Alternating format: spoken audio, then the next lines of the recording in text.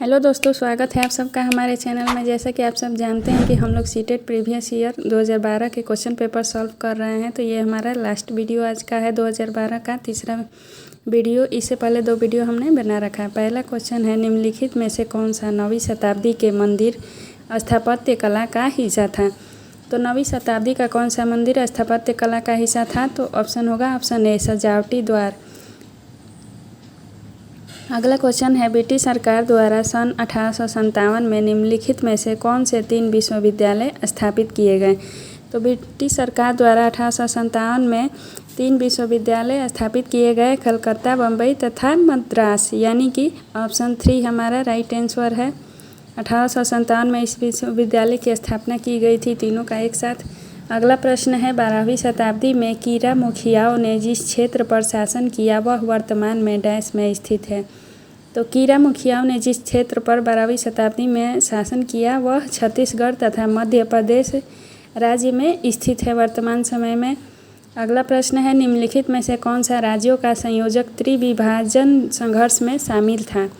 त्रिविभाजन यानी कि त्रिकूट संघर्ष में कौन कौन से राज्य शामिल थे। तो ऑप्शन 1 सही है हमारा, राष्ट्रकूट, पाल तथा गुर्जर प्रतिहार। पाल प्रतिहार राष्ट्रकूट जिन्हें बोलते हैं। ऑप्शन है, अगला क्वेश्चन है, निम्नलिखित में से किस पर ब्रिटिश संसद द्वारा महाभियोग चलाया गया था। तो ऑप्शन 4 सही है, वारेन हेस्टिंग पर ब्रिटिश संसद द्वारा महाभियोग चलाया गया था जब वह वापस ब्रिटिश गया था, तो यानी इंग्लैंड गया था। तो अगला प्रश्न है, निम्नलिखित में से ग्रहों का कौन सा संयोजन गैसीय ग्रह कहलाता है। तो कौन सा गैसीय ग्रह है। तो ऑप्शन 1 सही है, बृहस्पति, शनि, यूरेनस तथा नेपच्यून गैसीय ग्रह हैं, यानी कि ये सभी गैसों से बने हुए ग्रह हैं, तो इसलिए ऑप्शन ए हमारा राइट है। अगला क्वेश्चन है, कॉमन एरा क्या है।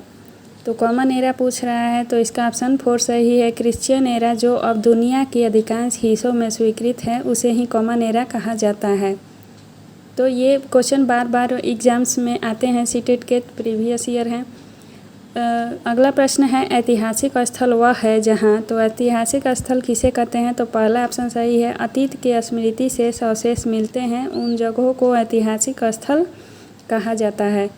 अगला प्रश्न हो गया, वर्णों में जातियों क्यों उत्पन्न हुई जो भारतीय समाज को संगठित करने का आधार बन गई।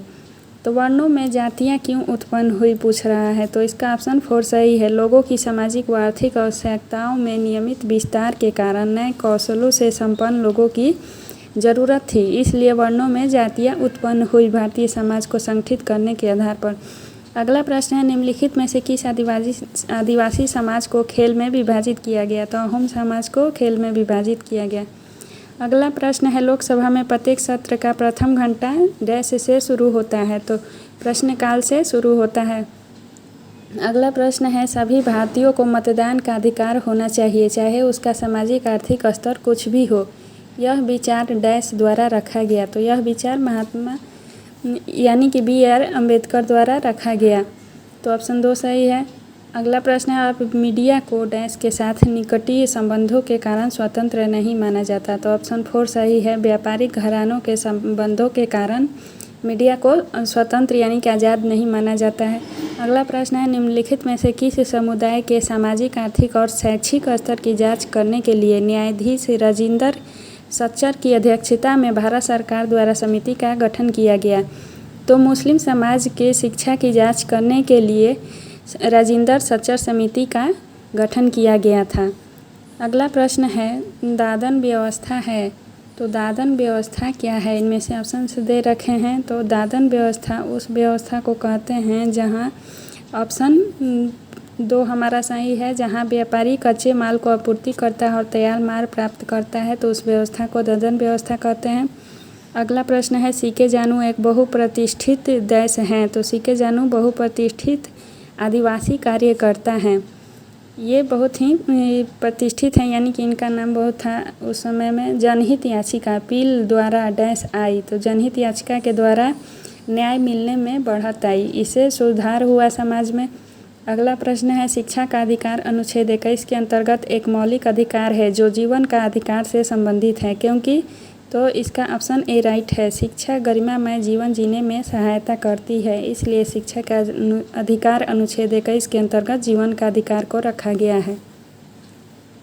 अगला प्रश्न है, आदिवासियों को रंग बिरंगे कपड़े पहनने, सिर पर मुकुट लगाए और नाचते गाते हुए एक रूढ़िबद्ध रूप में प्रदर्शित करने के परिणाम स्वरूप प्रायः तो इसके क्या ऑप्शन होंगे? तो इसका प्रश्न दूसरा ऑप्शन सही है। इस प्रकार के समूहों के प्रति भेदभाव होता था, यानी कि होता है। तो ऑप्शन 2 हमारा सही है। अगला प्रश्न है, भारतीय संविधान द्वारा दिया गया डैश नागरिकों को यह अनुमति देता है कि वे उच्च न्यायालय या सर्वोच्च न्यायालय जा सकते हैं यदि उन्हें ऐसा लगता है कि उनके मौलिक अधिकारों का सरकार द्वारा उल्लंघन हुआ है। तो किस अनुच्छेद के तहत? तो ऑप्शन 2 सही है। संवैधानिक उपचारों के अधिकार के अंतर्गत नागरिक न्यायालय यानी कि उच्च न्यायालय में जा सकते हैं। तो फ्रेंड्स, अगर आप सभी को हमारा ये वीडियो पसंद आया होगा तो प्लीज़ हमारे चैनल को लाइक, शेयर एंड सब्सक्राइब करना ना भूलें।